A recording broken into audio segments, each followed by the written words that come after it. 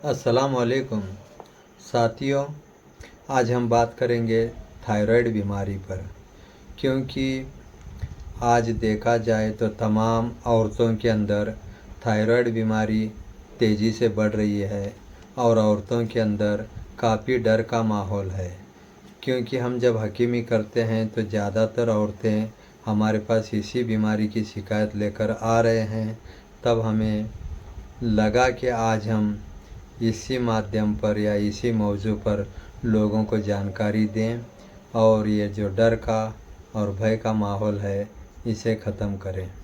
तो साथियों, हम सबको पहले ये जानना ज़रूरी है कि आखिर थायराइड कहते किसे हैं, क्या वाकई में थायराइड बीमारी है। जब तक ये बात हमें समझ में नहीं आएगी तब तक ये डर का माहौल बीमारी के लिए जो है ये ख़त्म नहीं होगा। तो साथियों, आप सभी लोगों को मैं ये बात बता रहा हूँ, आप गौर से देखिए और गौर से समझने की कोशिश करिए।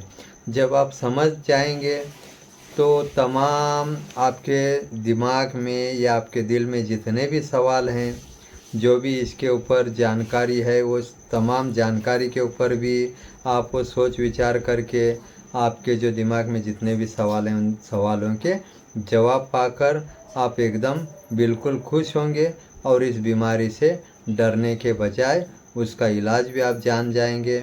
जब इलाज जान जाएंगे तो डरने की कोई ज़रूरत ही नहीं है। तो साथियों, जैसे मैंने कहा कि थायराइड ये क्या चीज़ है, ये सबको जानना ज़रूरी है।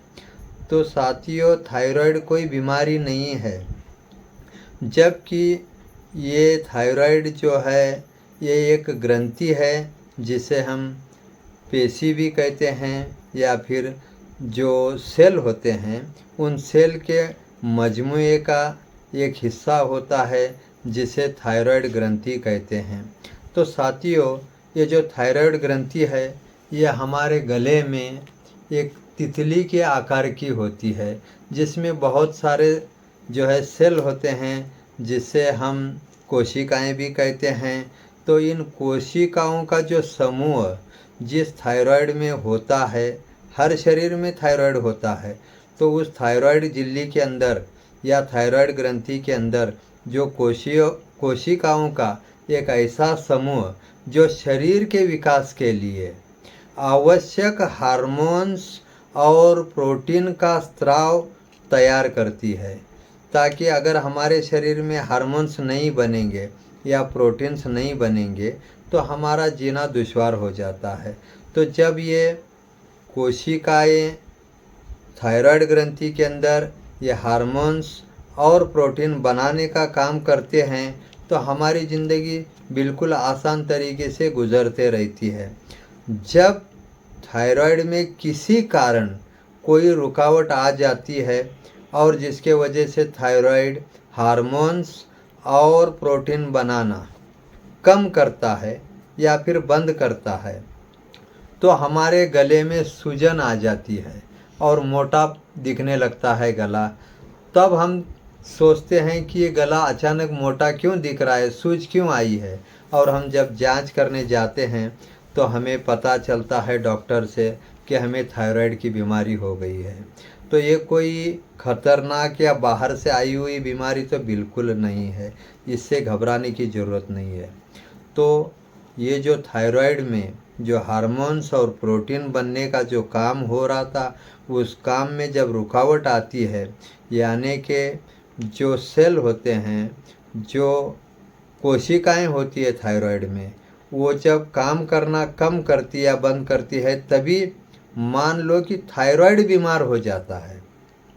जब वो थायराइड बीमार होता है तो हमारा शरीर बीमार होता है। इसी को हम कहते हैं थायराइड की बीमारी।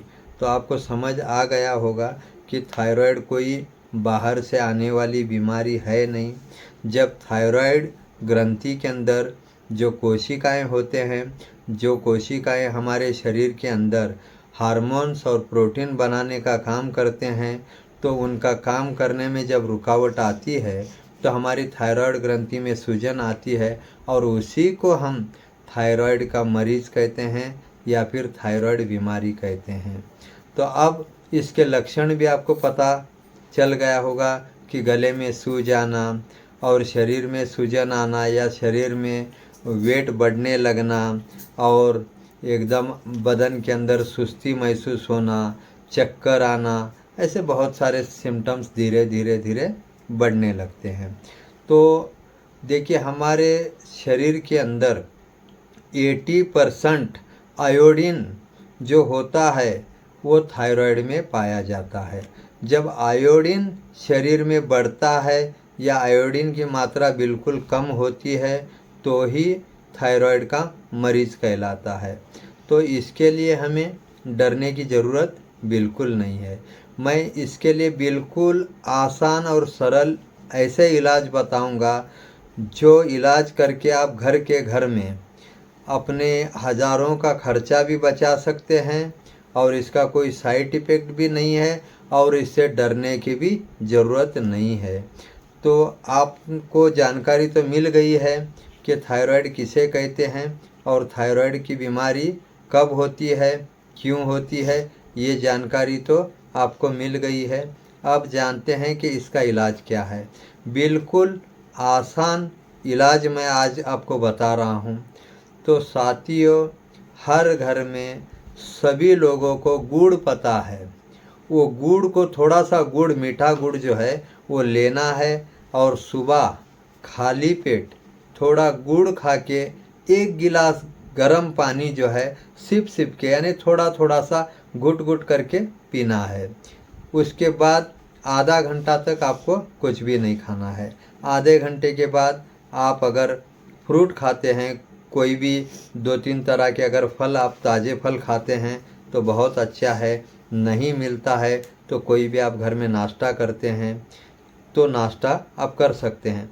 लेकिन नाश्ता करने में आपको ख्याल रखना होगा कि चाय और मैदे के चीज़ें नहीं खाना है और सोयाबीन का भी परहेज़ करना है, सोयाबीन को भी नहीं खाना है।